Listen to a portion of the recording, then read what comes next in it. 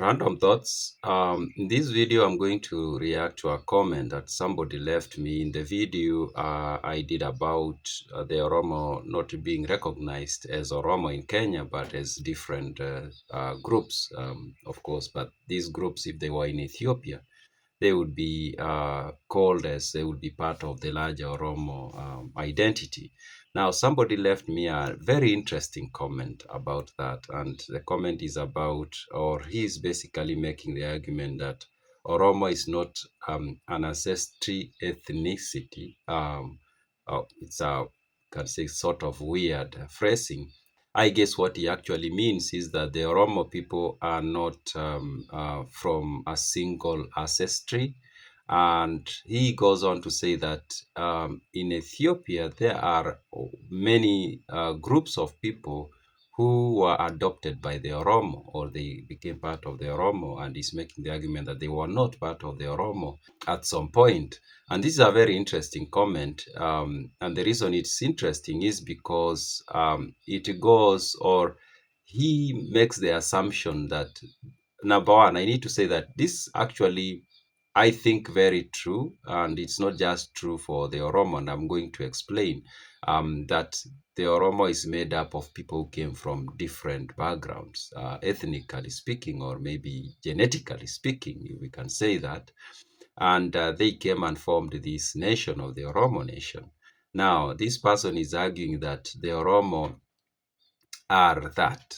And his assumption is that that's just the Oromo issue. But here is something I've discovered since I started investigating this issue of ethnic identity. And I think we have a major problem, a major foundational problem when it comes to understanding the so-called tribes. And the major foundational problem we have a very wrong understanding of what it is. I don't think, or when I read many of the documents I've read, all the documents, mostly before and during colonial time. And also when I look at what is existing that people don't actually talk about that much, the so-called tribes were not actually tribes. They were nations. They were republics for the most part, or monarchies in some instances. And if you've watched my videos, you know I have a problem with people assuming that sharing language means that you share genetics. It's not automatic. Most people assume that. They assume that because certain groups of people speak a language, that automatically means they are related genetically. Not necessarily, or that means that they come from a single ancestor. No, I don't think there is any major community in East Africa today that has a single ancestor. There is none. There is none. I don't think there is. All these so-called tribes are people who joined from different backgrounds, and they came to use one language, and they build one republic or nation, and they build a society that then later on we come to think, oh, these people come from the same ancestor. Often the story of the same ancestor was created just to build cohesion within the nation or the republic. Now, it is interesting, immediately after reading this comment about the Oromo, I saw somebody else make a post on Facebook asking that, why are we claiming that the Kipsigis are Nilotic and the Kisis are Bantu, while these two groups share clans? How is that even possible?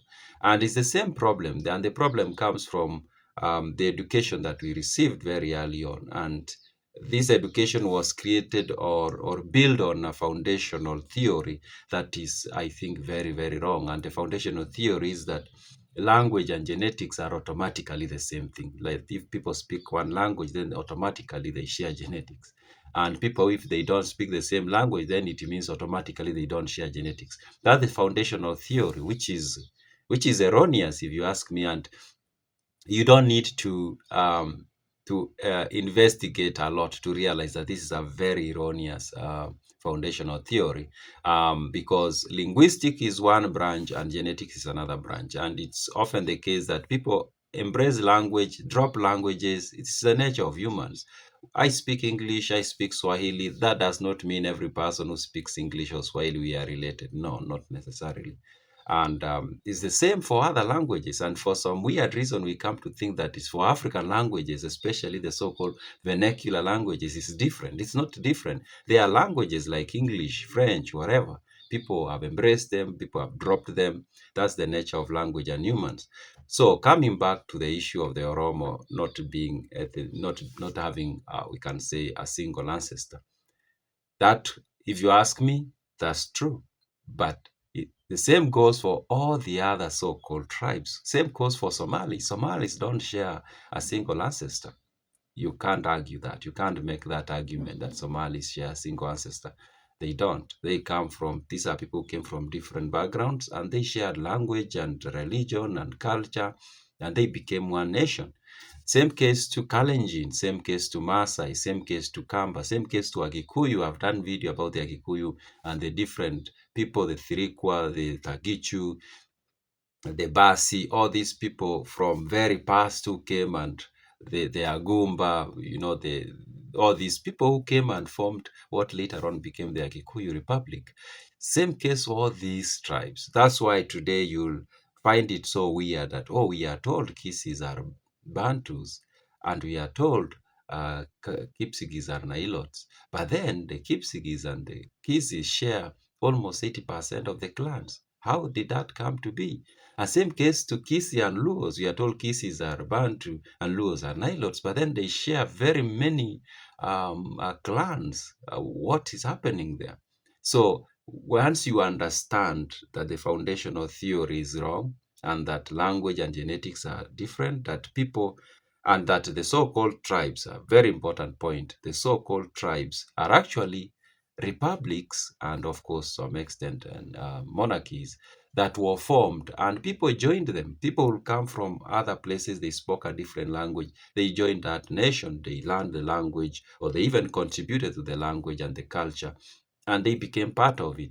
That's what it is. So this is not just Oromo, this is every of the East African so-called tribe, and also I'll argue for the rest of Africa. There is a foundational theory problem when it comes to understanding the so-called tribes. We've been made to assume that, oh, it's Somali, then it means they have a single ancestor. They come from a single ancestor. Oh, it is Kikuyu, they come from a single ancestor. Oh, it is Kalenjin, they come from a single ancestor. No, they don't. Actually, they don't. Um, these are not genetic groupings. These are political units.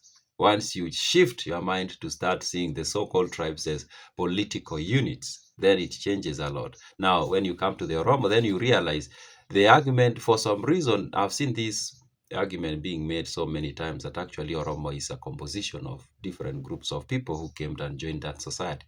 That's true. Maybe the reason why it's said more about the Oromo is because it happened up until very recently for some reason, and maybe somehow it is still in the memory of people that actually the Oromo people are people who came from different backgrounds and they joined this republic. But it is the same for all peoples. It's the same for all peoples. The thinking that there is a large group of people who share one ancestor is I think, is it does not even make sense.